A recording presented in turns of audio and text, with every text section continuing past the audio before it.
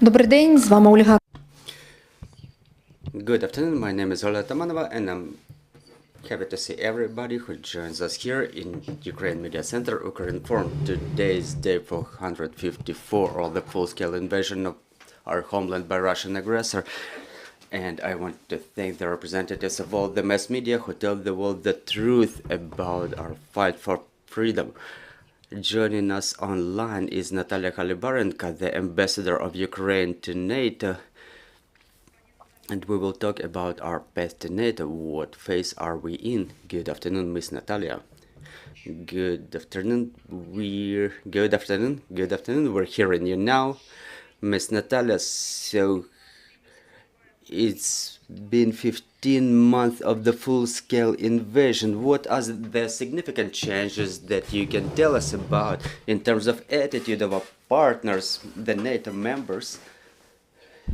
The attitude to Ukraine. I think that the best confirmation of the fact that the attitude to Ukraine has changed by all of our partners, the members of the alliance, is the fact that we've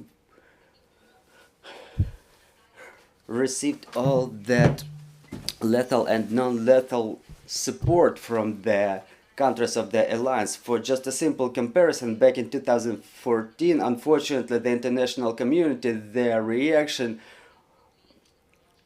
was only expressed by political statements and imposition of sanctions, but for what I see now, the scale of support is completely different now. It evidences a completely different approach, which is based on the aims that Ukraine should be a winner in this war.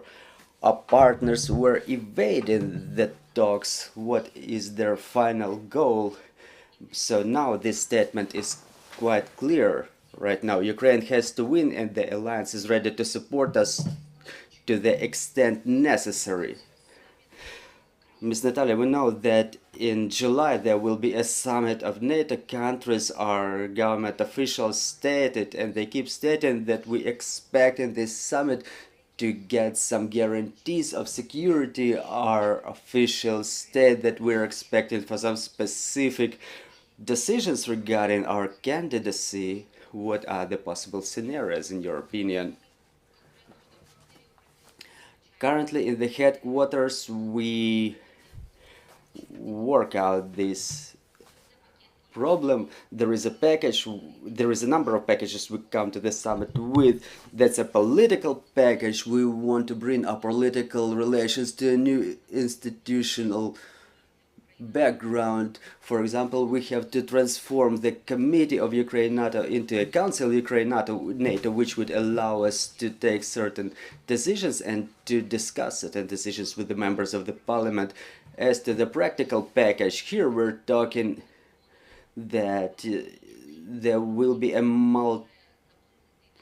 multi-year plan created for Ukraine that will ensure our compatibility. It means support to the armed forces of Ukraine, and the significant increase of funding of the existing support package.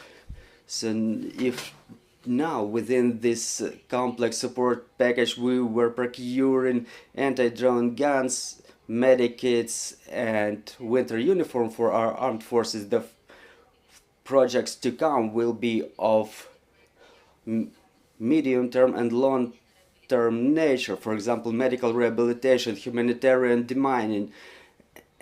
And in the same way we're coming to the transition to the NATO standard weapons. It means that there will be more trainings and exercises for Ukrainian military in cooperation with NATO partners.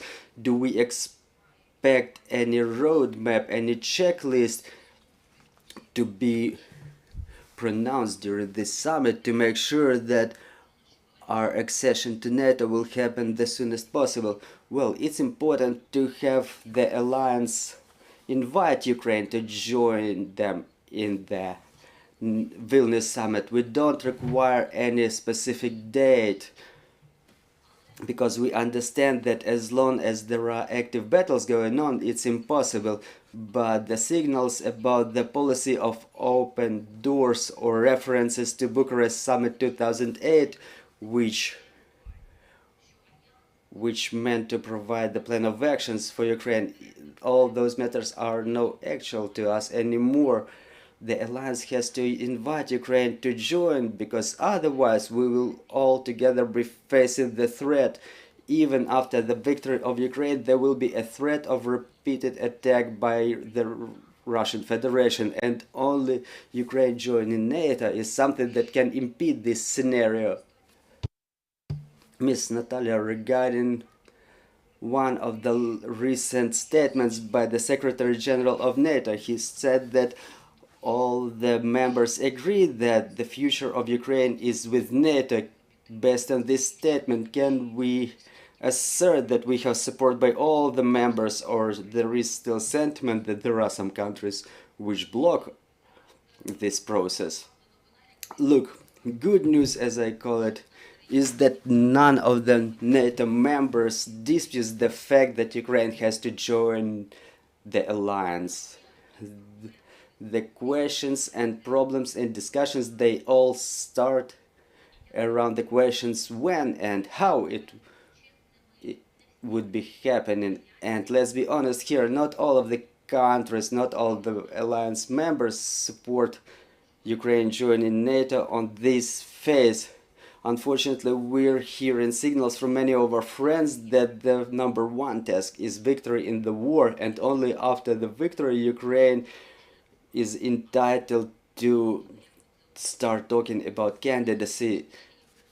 But at the same time, there is a number of countries which support the position that even the war cannot impede the invitation of Ukraine to NATO. So yes, the actual accession will happen later, but there should be a political will now to invite Ukraine to the alliance. So yes, there is no political alliance, political consensus among the 31, among all of the 31 members, but we're working on it.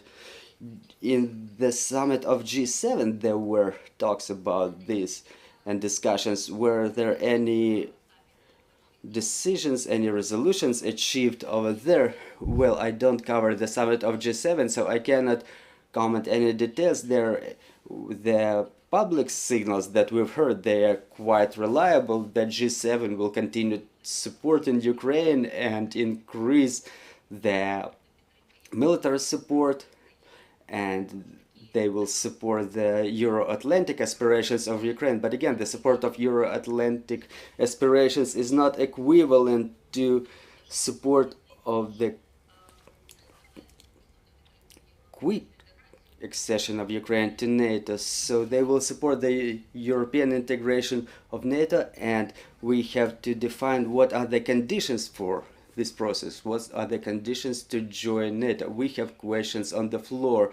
May I ask you about the yesterday's material of Wall Street Journal, where they told that from their sources that Ukraine is provided the security guarantees in accordance with the Israel model, and Andrzej Duda confirmed that information later. On your part, can you either debunk this information or confirm it, and what is the Israeli model of security?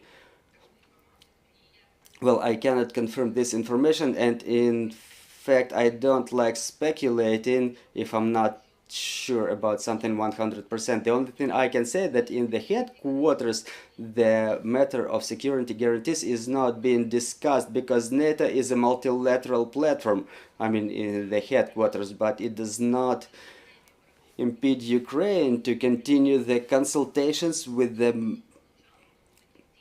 NATO members separately, and they were also mentioned in that article. So the consultations are underway, but I'm not in position to comment them. So if I may ask yet another question, does Germany, well, the Germany supports the way of Ukraine to NATO, but Mr. Scholz recently stated that Ukraine has to comply with a lot of criteria, and it's not a matter of a nearest future. In the public field, we've heard the criteria of restoring peace and territorial integrity. So what are the other criteria that Ukraine has to comply with?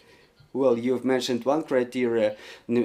Germany belongs to a number of countries which think that the number one task is the victory in the war, and Germany does a lot in this regard too, regarding other countries or regarding other things, other criteria mentioned by Mr. Chancellor is the matter of reforms, even regardless the active phase of the war. The reforms matter is not of the agendas, because NATO is not only about development of the military cooperation, it's also about the human rights, the rule of law. And this position says that even during the war, the NATO members, they expect us not to slow down the pace of reforms. We will fight for the rule of law, we will fight corruption, because that will ensure our joining to European Union and NATO as well. So the requirements are pretty much the same that we are hearing from the European Union. I cannot help but asking Ms. Natalia, in many media platforms the counteroffensive is being discussed. Can counteroffensive influence those decisions that will be made during the July summit, in your opinion?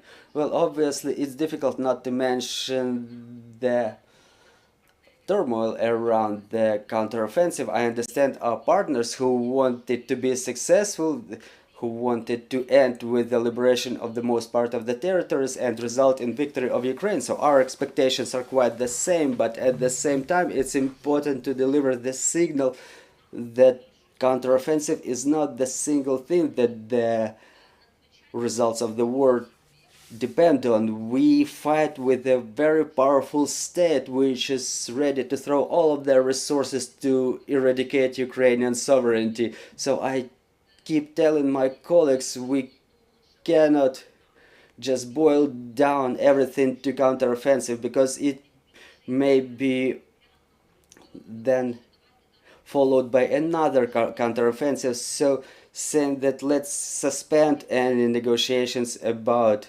candidacy of Ukraine until the end of counteroffensive is wrong.